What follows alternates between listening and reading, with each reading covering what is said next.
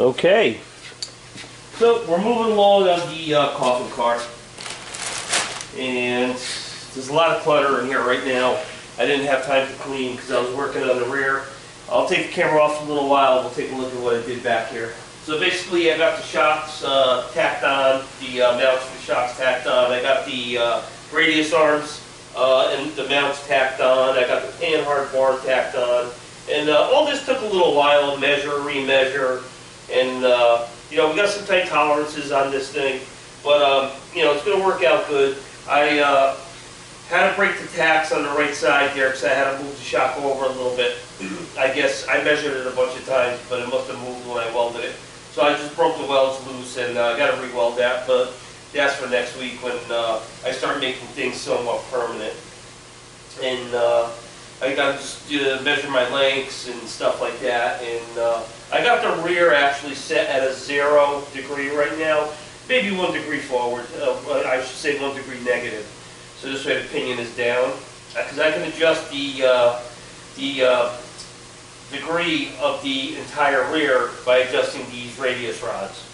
So and then also I got to order some extra hardware because they use the lock nuts and nylocks on here, and I just don't like them. I'd rather have a washer and a lock washer and a regular nut, because these cheap nylocks that come most likely, you know, from China, they just, once they heat up and you lock them, sometimes they lock on you, you can't get them back off, and I need something that can come apart. So we're going to replace that with real hardware.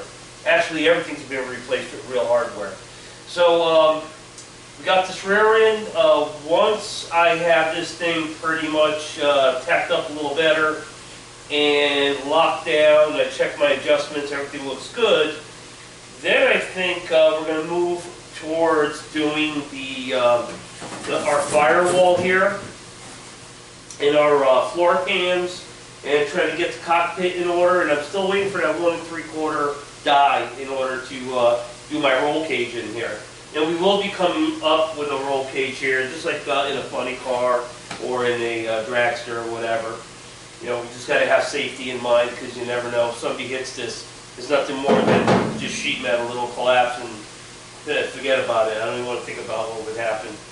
So things back here are tacked up, and I'm going to have to do some cleanup on the parts. And you know, once I weld them fully, I'm going to have to do some cleanup and maybe some fill-in work, so this way it doesn't look so crappy.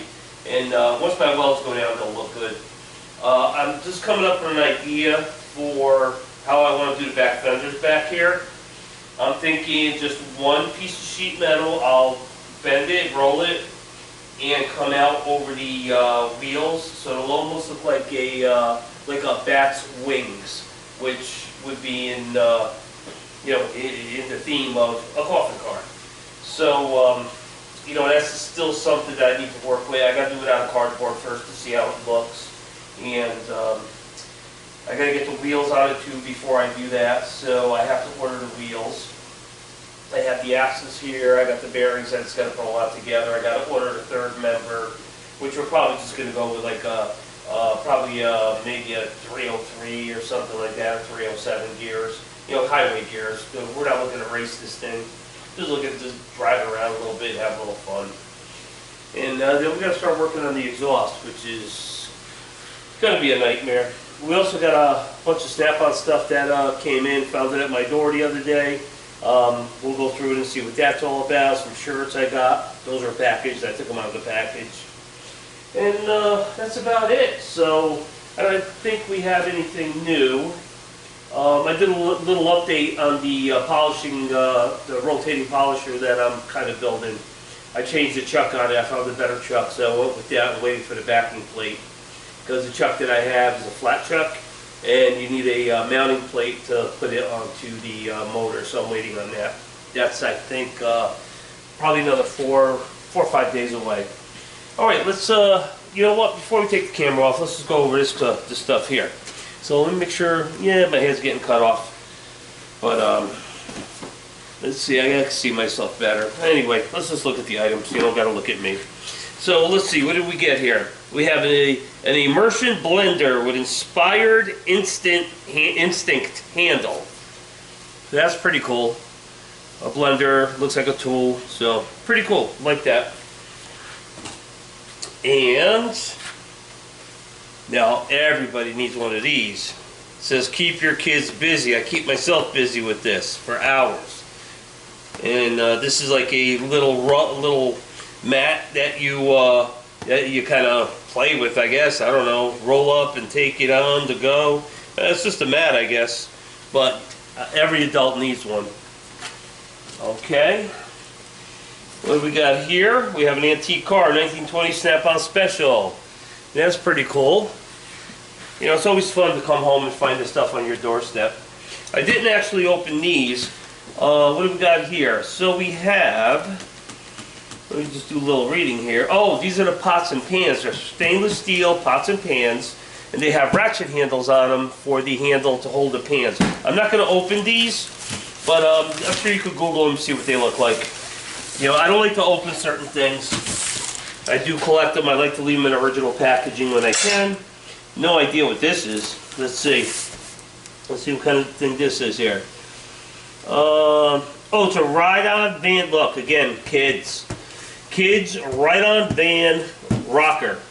So, yeah, again, every adult needs one of these. You know, it's not just for kids, it's for adults too. Okay, so get that out of our way. I'm going to take the camera off and let's take a little look back there. Weekly disclaimer, I'm not even close to being a cameraman. Oh, here's my my cord for the welder. I needed the extension cord. And here's some shirt, I guess, what is this? Oh, it's a hoodie, Snap-on hoodie. And what do we got here? We have a flannel, high impact. Yeah, what was it, bulletproof? Okay, so you know, like I said, it's always nice to come home to stuff like that, especially after you had a hard, crappy day. So we got the radius rods in there, jackson away a little bit. We got the shocks mounted, and they're at approximately 20 degrees. That's about what you want on this rear. You want about a 20 degree from the top down to the bottom. About 20 degrees works. And the same thing here. And this is the one I had to break the bottom mount because I was a 1/4 inch off. So next week I'll weld that up when I'm doing some finalization. And we got the rear for the most part at a 0 level. Here's the pan hard bar back in there. And we got to get some hardware so we can tighten it all up and see how she feels. Because right now she moves a little left and right. But then again, none's tightened. And there's the other radius arm. So this worked out well. It took a little, you know, going back and forth with the measurements to actually get it. So back here, we're going to end up doing a rolled pan. And the fenders, I'm going to try to make it all integral. If I have to do it in 3 pieces, I will. I prefer not to. So I'm limited to 40 inches with my tool. So I don't know. I might have to do it in 3 pieces and then TIG it together and, you know, do all the body work to it to make it look decent. So we'll see.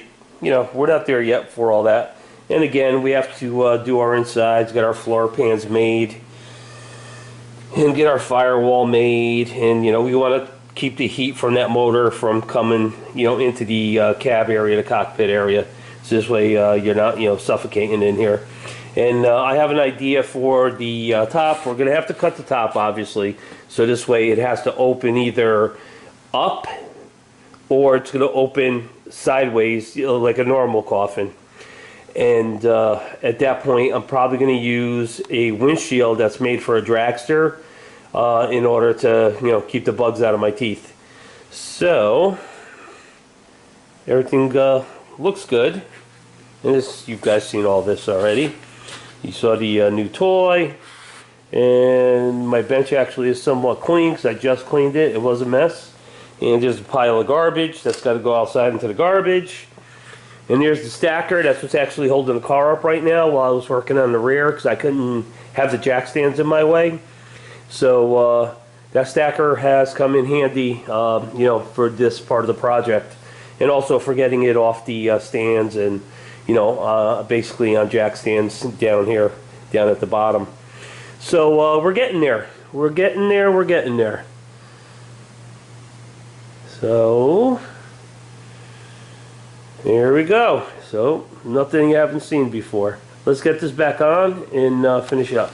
Okay, so we're slowly getting there.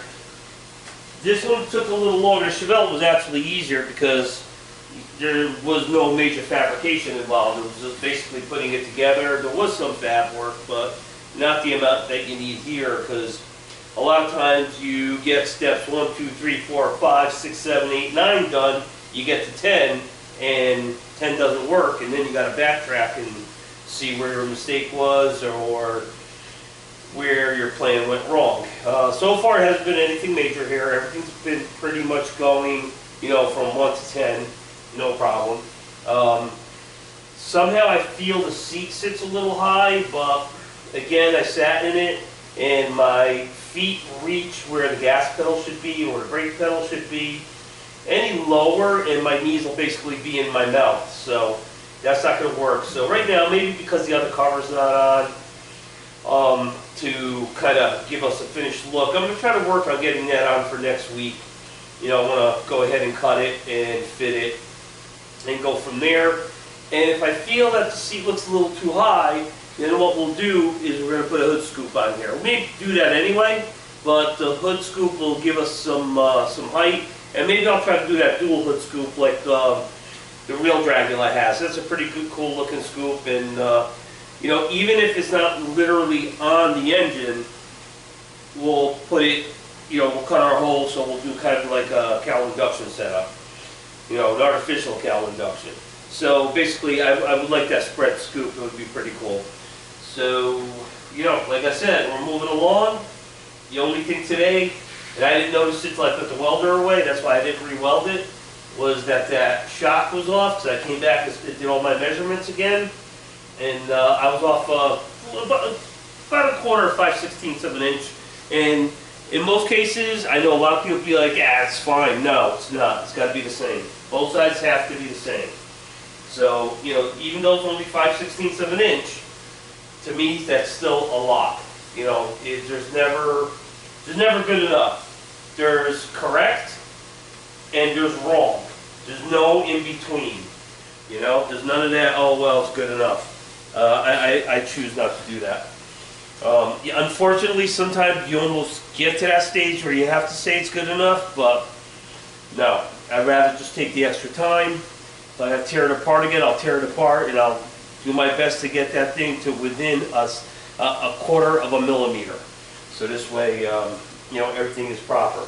The steering is going to be a slight challenge, nothing major. I already got it planned out, but I think we need to get a firewall in here first.